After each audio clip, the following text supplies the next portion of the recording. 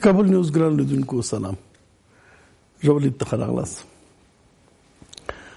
په پرونی پیښه کې چې د یو تسلسل د پیښو د مسلسل افغانان وژل کیږي په ډیره بې رحمۍ باندې د تلفاتو شمیر د 100 نه زیات د شهیدانو شمیر د ټاپیان په ماغه تناسب زیات دي. مختلفو هیوادونو مشرانو غبرګون ښودلی دی مختلفو خلکو. ډونالډ ټرمپ وایي چې نړۍ باندې کړی چې باید د طالب په وړاندې سره متحد شي.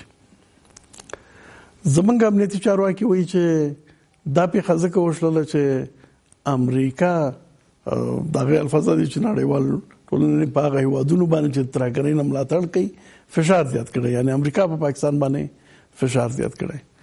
نو امریکا په پاکستان باندې فشار زیات کړی دی او دلته وژل کیږو منګه. دا خو ډېر د سوال دی د امریکا او د پاکستان سیالي او هغه اختلافات چې هغه د افغانستان په سر نه دي لیکن قرباني کیږي منګه.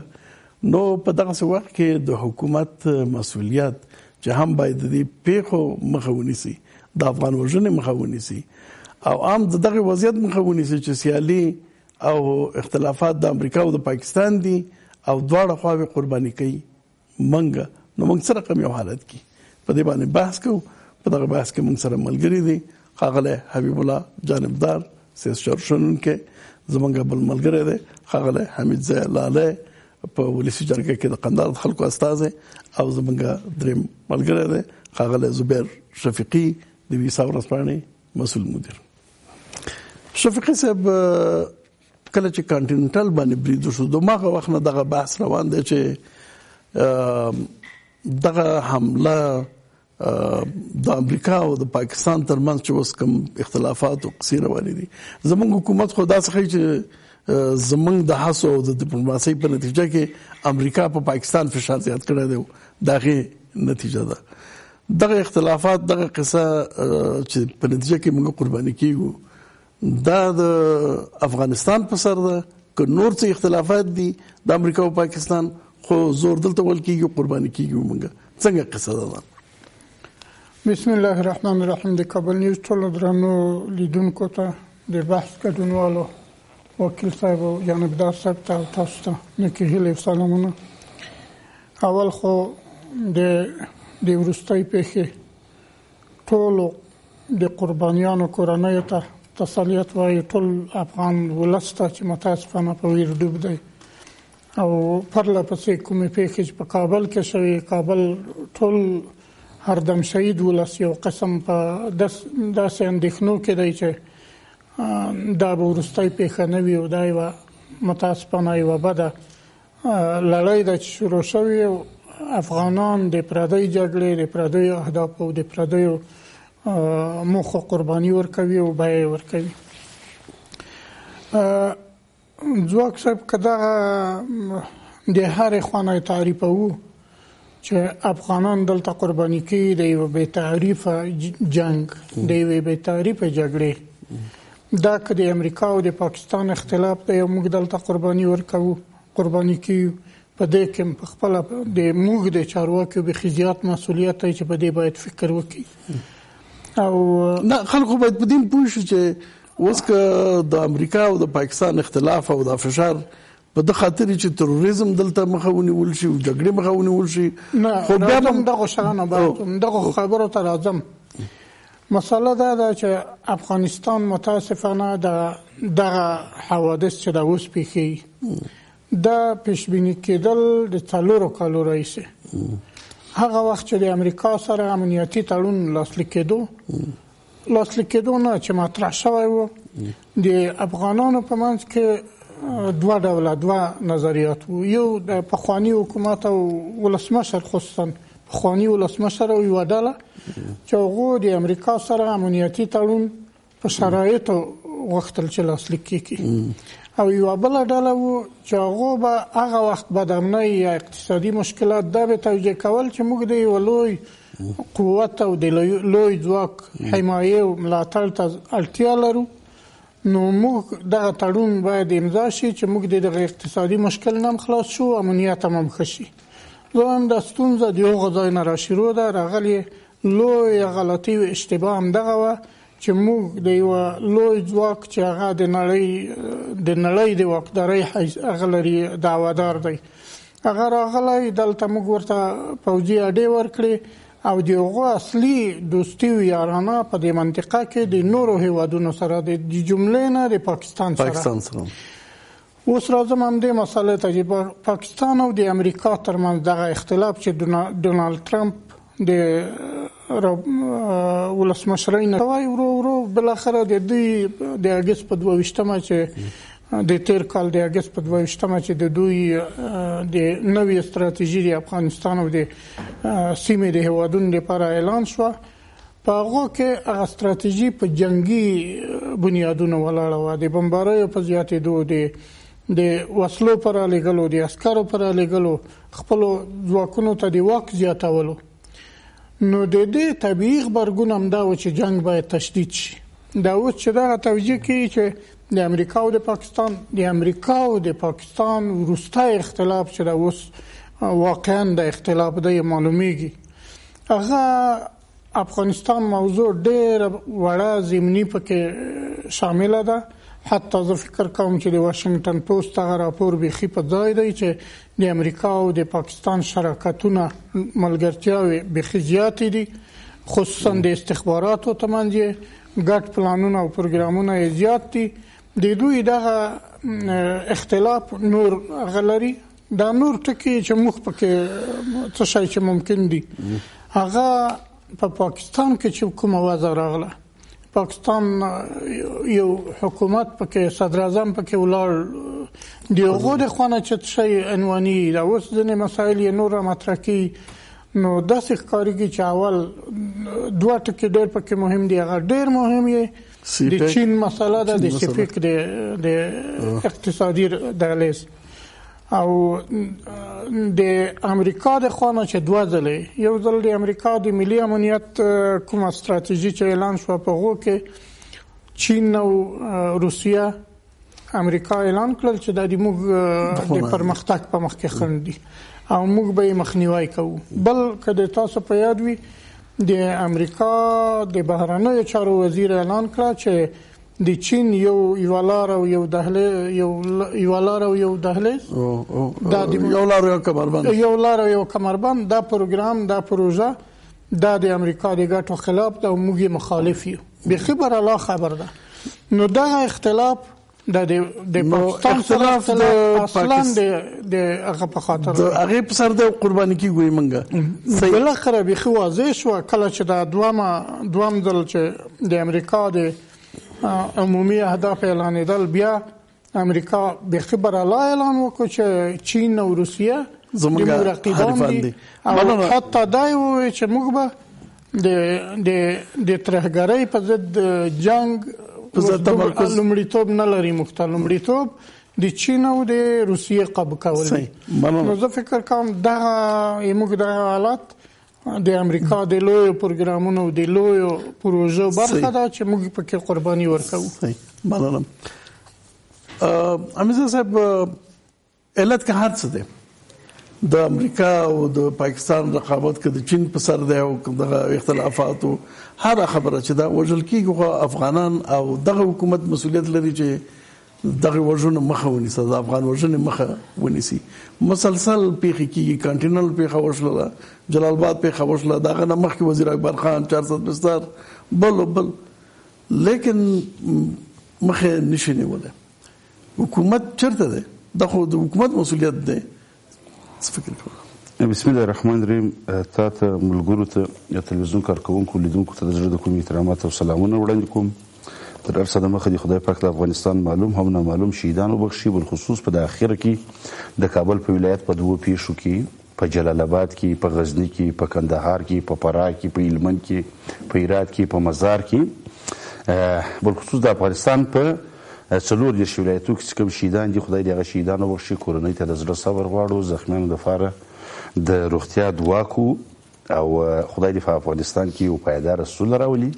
خدای دې افغانستان د دغه سامي شرکت د څو محدود افراد او اشخاصو څخه خلاص کړي. موږ حکومت نه لرو، سامي شرکت یې ده. په اوله ورځ باندې چې د خپل د کابل د حکومت مشر د ډاکټر صاحب غني سره چې موږ ملګري سولو، نو هغه په دې خاطر باندې چې د ده څه موږ مشخص څو غوښتنې درلودلې د افغانستان خلکو، چې هغه شخصي غوښتنې موږ نه د چوکۍ درلودې، نه مې د پیسو درلودې، نه کوم داسې یو څه مې درلودې چې هغه ده راکړي وای. مشخص غوښتنې مې په افغانستان کې پیدا رسوله وه. په افغانستان کې د غیر مسؤل افراد او اشخاص ډلې ټپلې غاصبین د دې څخه خلاصولو د ځوانانو دپاره کار او روزګار زمینه برابرول وه. د همسایګانو سره یو درست خارجي سیاست پر مخ باندې بیولو، او بل خاص په دې خاطر باندې چې سړی خو د خارجي پاسپورټ هم لري، د خارجیانو سره د کرزي صاحب حکومت کې د روابط خراب شوي دي، دوی به د روابط هم سره رانږدې کړي. نو وروسته چې دغه خبر راله دوه ټیمو ته ودرېدله، د دوه ټیمو سره چې بیا جوړه سره کوله چې په دغه شپه باندې په د سبا جوړه سره کوي، د ده په کور کې په درلمان کې موږ داسې محدود 100-200 نفر کېدلو. د ویلو که مې پر اساسي قانون باندې معامله وکړ، سبا یې پر اولادو کو، پر اساسي قانون یې هغه وخت کې وکړله، زموږ پر اولادو دغه معامله چې درته اوسه پورې چې دا په شهادت باندې زموږ خلک رسېږي، دا د دوی هغه معامله ده چې کړې ده. تاسو وګورئ، یوه له پله خو زموږ نظامي امنیتي دفاعي قواو په هغه ځوانانو او په هغه خلکو باندې افتخار کو او مړانه ستایو او شهادت خدای قبول کړي د دوی د شهیدانو چې هغه د دې وطن څخه په صادقانه باندې دفاع کوي. او نفرین غوايي پر دغه دوه درو مشرانو باندې چې دوی ځانونه مشران بولي د امنیتي سکتورو په راز کې، چې دوی نن د دې پر ځای باندې چې سم دمه د ملت بخښنه غوښتې مخکې لا استعفا وړاندې کړې، دوی بیا په بې شرمانه توګه باندې چې لکه دوی د نور خارجي مملکتونو پاریس یا لندن یا نور ځایونه یا دوی چې زه داسې وایم دغه ټوله یوازې نه چې د دښمن د خوا پلان شده دي. که تاسو ورته وګورئ، دوی خپل حکومت وایي 21 ډلې تروریستي ډلې دي.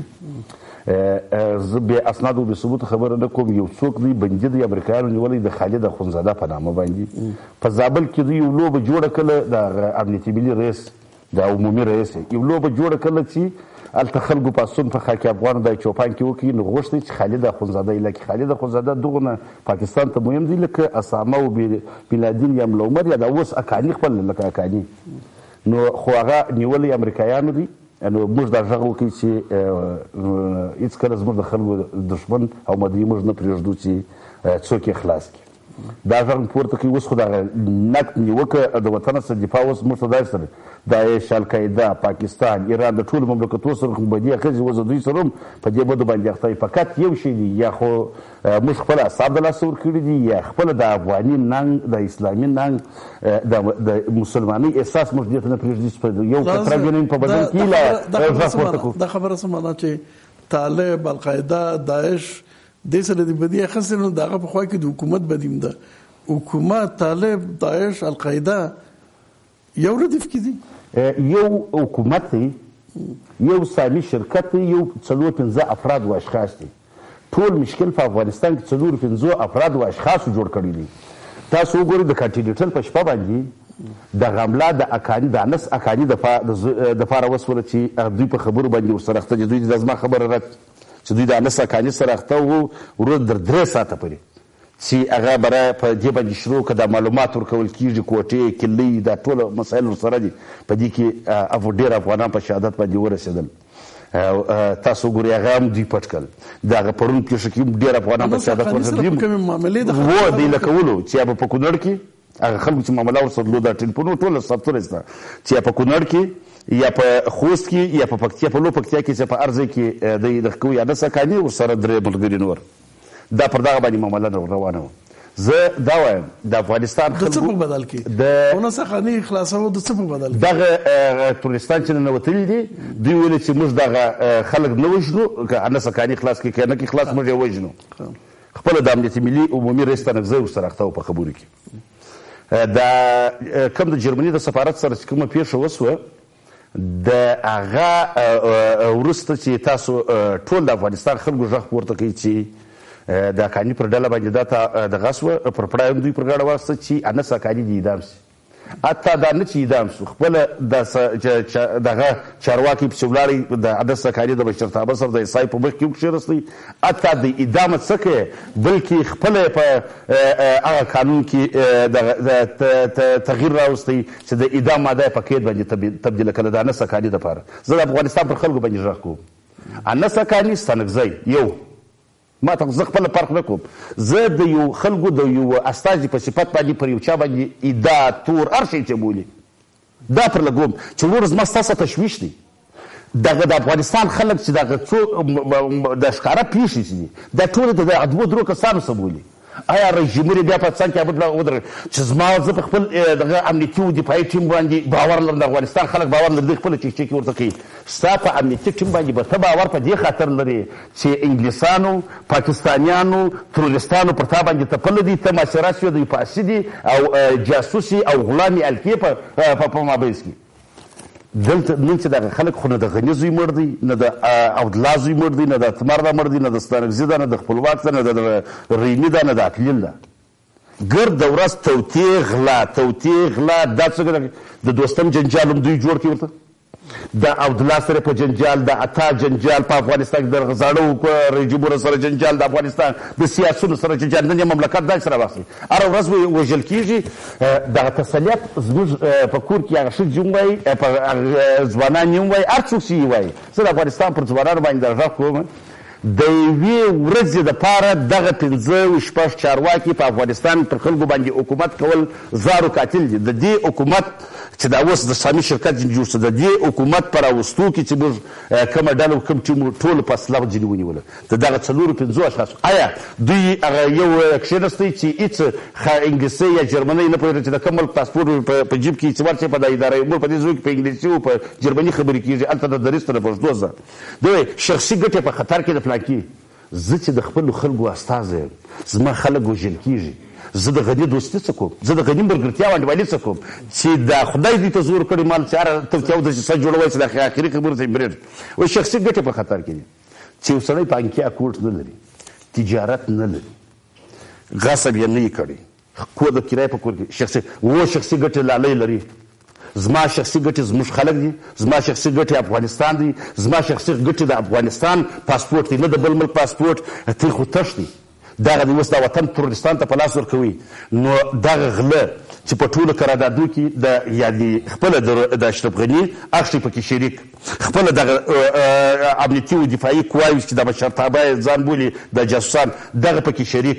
فقط که چا غږ پورته کوي دوی توطیه دسیسه په دې ته اختطاف جوړ کړه، دې ته په یوه نامه بدنامه کړه. زه وایم ځواک صاحب وایم چې طالب القاعده پاکستان ایران مې وژني یا هره ورځ په تروریستي عملو کې موږ د بېله ځو، یا مې دوی مذهبي جنګ یا قومي جنګ، ژبنی جنګ، تعصب، خلکو ته ټلیفونونه کوه، د عطا مسله د پارسي او پښتو سوفلانکي مسله داسې دغه 15 خاینان ناست دي چې د هرې خوا کې سړی وژل کېږي. د دې خدای هم دغه راکړي د خپله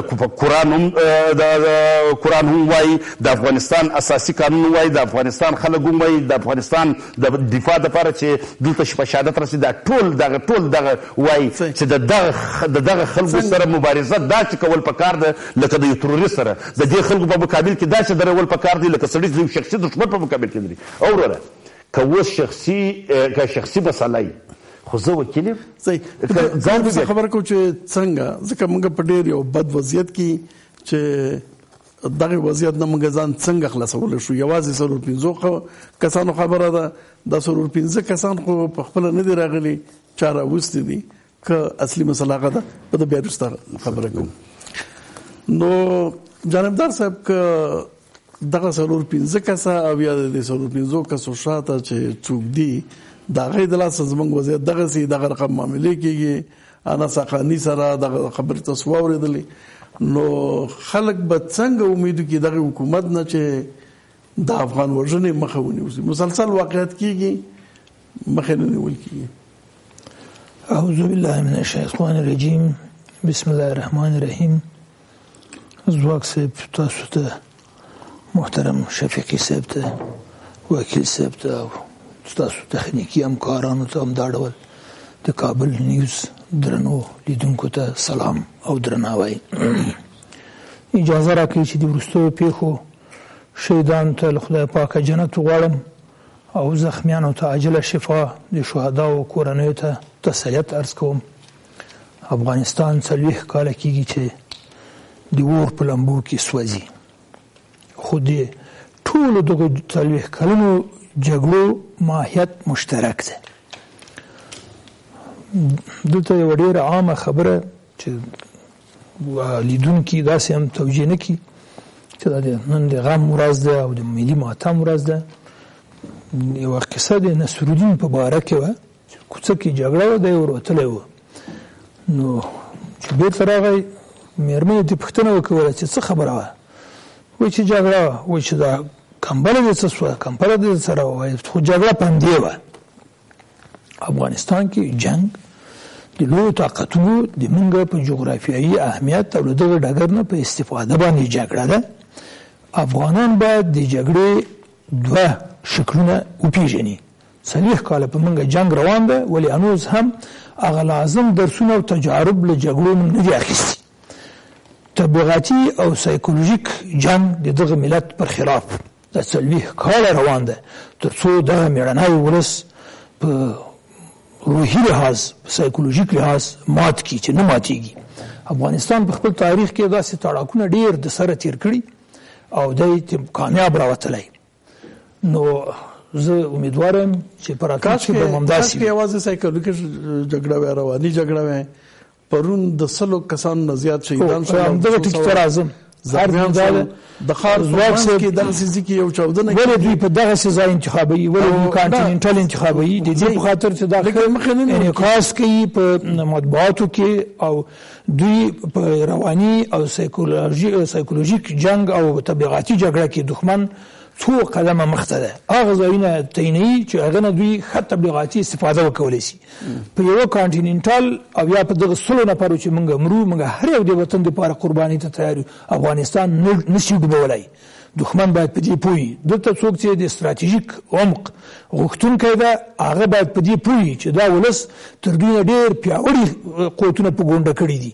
نو موږ ته پکار ده، افغانانو ته، چې په دغسې غمیزو کې په یوه صف کې ودرېږو او د ګران افغانستان د سترو ګټو نه په دفاع کې موضوعګیري ولرو.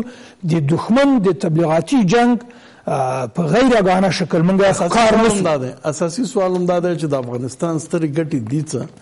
آیا د دغسې یوې جګړې قرباني کېدل چې ګټه یا د پاکستان ده یا د امریکا ده او موږ پکې یوازې قرباني کېږو، د دغه وضعیت ادامه او کنه د دغه وضعیت مخنیوي زموږ سترې ګټې څه دي؟ عرض کوم، اول باید دې ته راسو چې دا جګړې داسې نه دي چې نن را پیدا سوي. د بشر په تاریخ کې دا جنګونه بسته ښارونه به خصوصا د چنګیز په وخت کې له تیغه تیر سول. دا یو فیلسوف ده اروپایي، دی وایي توماس هابس چې انسانان یعنی که عقاید او ارزښتونه ونه لري نو د څېړونکو لیوانو د داړونکو لیوانو حیثیت لري یو بل په مقابل کې. دغه وحشتونه چې څوک کوي دوی هماغه داړونکي لیوان دي. موږ باید له خپلو ارزښتونو نه دفاع وکړو. دغه دفاع له ارزښتونو نه دا په یووالي سره کېږي. دا په دې نه کېږي چې موږ په خپلو کې له ګریوانه سره نیولي.